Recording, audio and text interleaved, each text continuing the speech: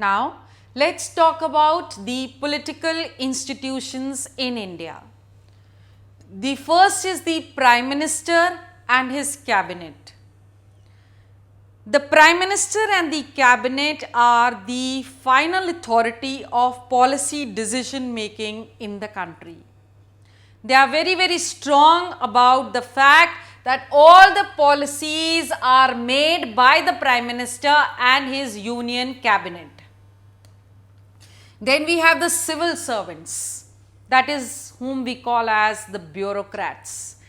They are responsible for the execution of the policies, and we have the Supreme Court of India, which acts as a safeguard against all the irregularities which might occur in the working of the government. And it also sees that whatever the decisions are, they are safeguarded. Well, we have to remember that since we have these political institutions, there is a controversy wherein people say that due to them there are delays as they have meetings, they have arguments, disagreements. That is why the delay takes place in the implementing of various policies in India, and these delays lead to bad effect on the country. But on the other hand, we have to remember that when there is a check and a counter check, and when a policy is assessed properly by various institutions, it cannot go wrong. So, delay is better than wrong policy formulation and its implementation. Now, when we talk of the parliament in the country, we have one question in mind, that why do we need a parliament? When we talk of the parliament, we just remember that the parliament has two important functions to perform. The first is the legislative function, that is, it makes laws for the country.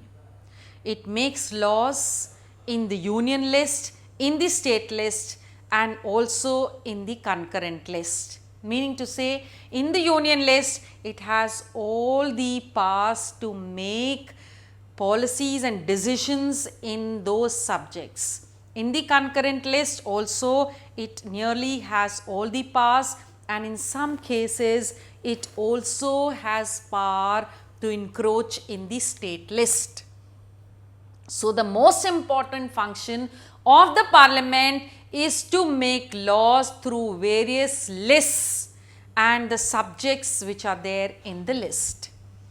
The non-legislative function of the parliament is that parliament is that body by which the constitution can be amended. Of course, there is 2/3 of majority which is required for amending the constitution, but the constitution can be amended by the parliament at any point of time.